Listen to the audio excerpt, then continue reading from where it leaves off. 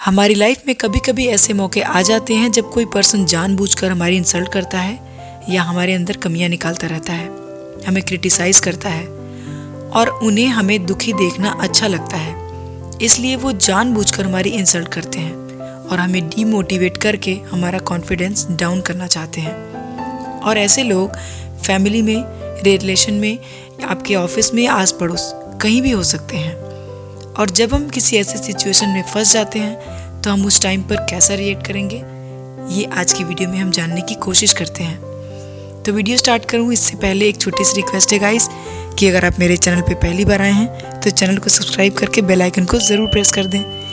यहाँ पर आपको ऐसी वैल्यूएबल वीडियोस देखने को मिलती रहेंगी। तो चलिए वीडियो को स्टार्ट करते हैं। पहली टिप है कि सबसे पहले आप कोशिश कीजिए अपने आप को कूल दिखाने की। अब माना कि ये बहुत मुश्किल काम है, लेकिन इस मामले में आप मिस्टर कूल महेंद्र सिंह धोनी जी का एग्जाम्पल ले सकते हैं। कैसे वो किसी भी सिचुएशन में अपने आप को कूल रखते हैं। अब ऐसा तो नहीं है कि उनका कई बार अपमान नहीं हुआ है, ऐसा हुआ है, लेकिन उन्होंने कभी भी अपने ऊपर इस चीज़ को हावी नहीं होने दिया। कभी भी आपने उनका कोई रिएक्शन नहीं सुना होगा। अब आप ये मत सोचने लगिए कि वो तो इतने बड़े क्रिकेटर हैं, उन्हें तो इन चीज़ों की आदत है। ऐसा नहीं है, कभी ना कभी तो उन्होंने भी शुरू ही किया होगा। उन्होंने इसकी प्रैक्टिस की होगी, अपने आप को कूल और काम बनाने की प्रैक्टिस। तो आप भी ये प्रैक्टिस करके इसमें महारत हासिल कर सकते हैं। तो ये आपका पहला स्टेप होना चाहिए, क्योंकि इसके बिना बाकी के 3 स्टेप्स किसी काम के नहीं हैं। तो गाइस, होता क्या है कि जब कोई पर्सन किसी की इंसल्ट करता है तो मोस्टली लोग उसका रिप्लाई गुस्से में ही देते हैं। लेकिन फ्रेंड, ये अपनी इंसल्ट का सबसे ख़राब रिस्पॉन्स होता है, क्योंकि जब भी कोई आपकी इंसल्ट करता है तो उसका तो इंटेंशन ही यही होता है कि आप दुखी हों, परेशान हों और गुस्सा करें। और ऐसे तो आप अपनी इंसल्ट को एक्सेप्ट कर लेते हैं और सामने वाले को खुद को कमज़ोर और शॉर्ट टेम्पर समझने का पूरा मौका दे देते हैं। तो आगे जब भी ऐसी सिचुएशन आए तो ये बातें याद रखिए कि इंसल्ट करने वाला सिर्फ आपको दुखी और परेशान करना चाहता है और अपना उल्लू सीधा करना चाहता है। आगे क्या करना है उसके बारे में जानते हैं बाकी के स्टेप्स। दूसरा स्टेप है एक्ट स्मार्टली। गाइस, कभी कभी होता क्या है कि किसी ने आपकी इंसल्ट की, आपको कुछ भला बुरा कहा, तो आप उस टाइम पर उसे कुछ नहीं कह पाते हैं, क्योंकि आपके दिमाग में वो चीज़ें आती ही नहीं हैं। लेकिन बाद में जब आप उस इंसल्ट को बार बार याद करते हैं तो आप दुखी होते हैं और रिग्रेट फील करते हैं कि काश मैंने उस टाइम पे ये बोला होता, मुझे उस टाइम चुप नहीं रहना चाहिए था। इसलिए इंसल्ट का जवाब तो ज़रूर देना चाहिए, चुप नहीं रहना चाहिए। पर जवाब कैसे देना है? जवाब इस तरह से देना है कि आप अपनी इंसल्ट का बदला उसे उसी तरह से ले लें। जैसे किसी ने आपका मजाक उड़ाया कि आप किस तरह के एरिया में रहते हैं, वो तो बहुत ही पिछड़ा इलाका है, आप कैसे वहाँ सर्वाइव कर लेते हैं। तो आपको उसके इस तरह के इंसल्ट का जवाब स्मार्टली देना है।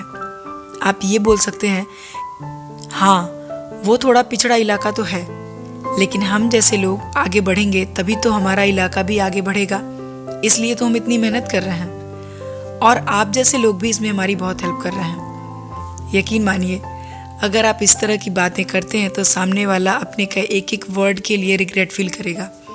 वो आपसे कभी भी दोबारा ऐसी बातें नहीं करेगा। तो हुआ ना कि आपने बिना कुछ भला बुरा बोले उसकी बोलती बंद कर दी।